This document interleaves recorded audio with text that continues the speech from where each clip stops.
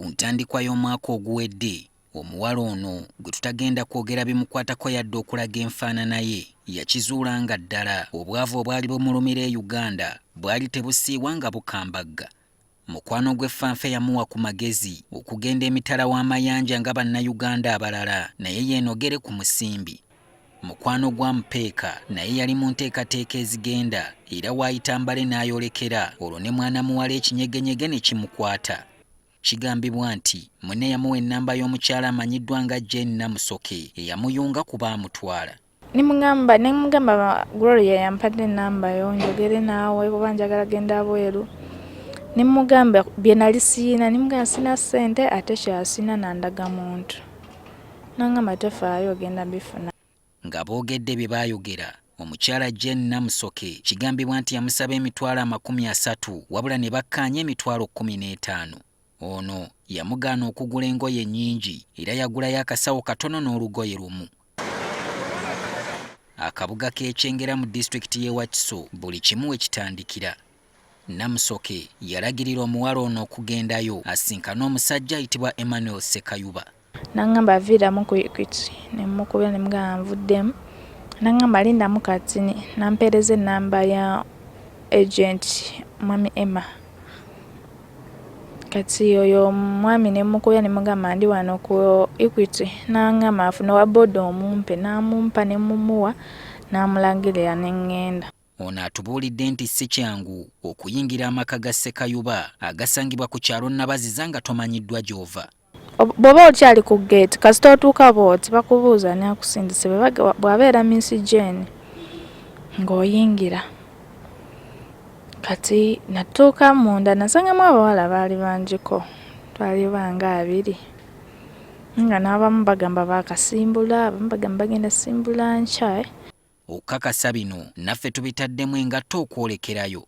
Geeti y'amaka gano eba nnywevu obudde bwonna kyokka ng'okwagala okumanya obanga ebyogerwa bituufu neeyambisizza munnange ow'obuwala agenzeyo n'akonkona era waliwo omuwala amugguliddewo ng'emboozi yaabwe etambudde bw'eti. Mukyala Jane namusoke yampeereza wano.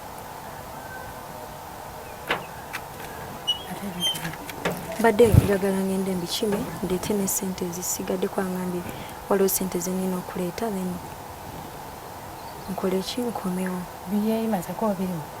Nedda waliwo wensoose nabbingo kuba nina okwithdrawinga ssente nkomewo.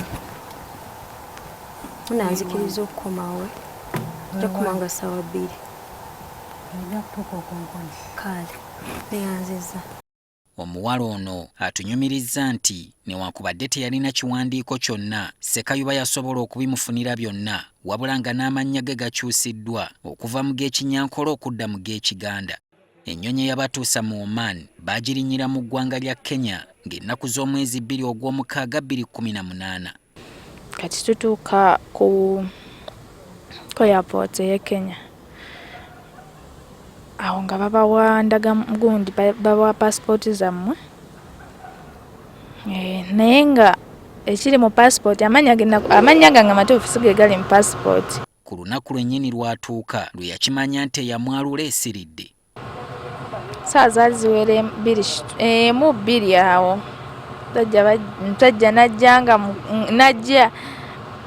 naŋŋamba nga ayagala kale ye yaŋŋamba ayagala kukola ki ayagala twesanyuse nze naye ne mungamba baatugamba bwe twagala abasajja beno bajja tutta ajja kukola mirimu egya housemaid kulongoosa waka kufumba.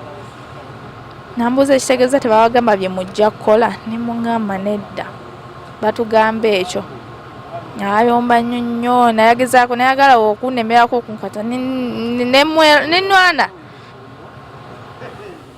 nyalazimu era yansinga amaanyi. Kati ate bwe yagenda yakomawo n'abalala nga bangi. Ono atubuulidde nti embeera yalinga bw'eti nga bamujja nnyumba ku nnyumba nga bamukola ebintu by'ebimu.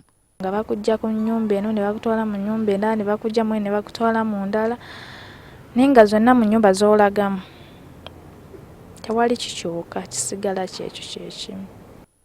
nti kyali kizibu okutuukirira abaamutwalayo kubanga n'essimu zennyini baazibajjangako era ye ne banne ne basigalira ku bwa Katonda. Kyokka nti n'omukazi Omuwarabu eyamukwatirwa ekisa n'amugya mu mannyo g'empisi olwamutuusa mu maka ge, baawe ne batabani be babiri nabo ne batandikanga okumukozesa kirindi. Omukisa gw'essimu eyamuweebwa omukyalo ono gwe gwamutaasa okufuna bwe yeekubira enduulu eri famire ye eyakola ekisoboka okulaba ng'akomezebwawo okwabwe. Ono nga yakomyewo Ssabbiiti ewedde atutegeezezza nti ebitundu bye eby'ekyama tebikyaggwa kufuluma musaayi ssaako n'emabega ng'atulaze n'ebifaananyi by'amabeere ge nga kati gafuluma mazzi na masira. Beere nagenda okuva natuusiza okuvaayo nga amabeere gakyatonya, bwe gaba gatonya gagenda ne gawaga ne gatiiriika. Omanyi omuntu ayonsa amabeere nga gagaba omwana agenda kuyonka amabeere agange bwe gabeera. Ng'ayambibwako ab'eŋŋanda ze, omuwala ono yagguddewo omusango gw'okukusa omuntu ku Emmanuel Ssekayuba ku poliisi ya Kira Road era eno ye nnamba eyabaweereddwa. Ebintu bingi ebyamutuukako okusinziira ku statement yawa era nga bye bitugenda okusinziira ku kunoonya ono omwami eyamuconnectinga ku bano abaami abalala abatali Uganda. Omwami ono Emmanuel Ssekayuba tuli mukola kyonna ekisoboka okuba nti nno anoonyezebwa. Guno musango gwennyini era bwe kinaaba kisangiddwa nga amaze okukwatibwa nga ebyo bamulumiriza bituufu ajja bba ayongezebwayo mu mbuga z'amateeka abitebye. Twogeddeko ne Ssekayuba ku lukomo lwa ssimu ne yeegaana ebimwogerwako ti era ye ne mu maka ge talinaayo muwala yenna gw'ateekateeka kutwala mu ggwanga lyonna. Kakati mukama wange ye bw'abanga bw'atyo bw'agamba si kituufu. Alina abamulinako obuvunaanyizibwa, alina kitaawe era kitaawe yamulinako obuvunaanyizibwa. Kati ebisigadde sirina kye mmanyi mukama wange. Naye ng'olina kampani ekola emirimu gy'okutwala abantu ebweru. Kitwala nti Omukyala Jenna Musoke agambibwa okuba nga yekayungirizibwa Ssekayuba mu bitundu by'e Masaka naye omulimu guno agusambazze nti era ye awatali nnoni aba ayolekedde okulya enfuufu. Kubanga yamutwala amumanyi kati bwakugamba nti nze namukonekitinga nti namulaga omuntu oyo namumulagirira bweba namumulagirira bwe yamunoonya yamulaba bw'agamba nti nze namulagirira bw'aba yamunoonya n'amulaba era ngamba asobola omukulaga waali. Mariam Mwiza nga wa kitongole ki Overseas Workers Voice nga kino kirwanyisa kukusa bantu atubuulidde nti balina bingi bye bazudde ku muze guno. Oman abaana bonna be tusanze abatwalibwayo bakola emirimu nga si gya buvunaanyizibwa. Kwe kuli mu Luganda simanyi bwe tuyinza okiyita naye ga sexual exploitation ne forced labor. Annyonnyodde na lwaki bannayuganda abasinga tebayigira ku bannaabwe ababa bagenzeeko mawanga gano ne bafunirayo obuzibu. Mugakola amawulire naye ebiseera ebisinga gakoleddwa ne gabanga gasigadde no urban centers oba ebifo eby'ettawuni mu tawuni. Ate abaana abasinga okukusibwa ffe kye tulabyeko ba kye tutegedde bagibwa mu byalo okugeza nga Buyikwe, Lukunjiri. Tebalina access etunulira ama TV nga ndonga NTV. Tebabimanyi. In other words, olulala bisangibwa nga amawulire gakoleddwa naye nga gali mu Lungereza ate nga abaana abaliyo tebamanyi Lungereza. Mu Oktoba w'omwaka oguwedde gavumenti yayimiriza ekyokutwala omuntu yenna mu ggwanga lya Oman okukolerayo oluvannyuma lw'okukizuula nti eno buli alinnyayo yali avaayo awandayo lulusu. We need immediate action is Oman. We have suspended any labor externalization to the country due to the many cases of violation of migrant workers. Kyokka waayitambale kino ne kyerabirwa era nga ne wenjogerera bino waliyo aboolekera ekisaawe ky'ennyonyi abaagituddemu edda n'abali mu kutuuka mu Oman okugaziya ensalo z'enfuna yaabwe. Solomon Kaweesa, NTV ku ssaawa emu.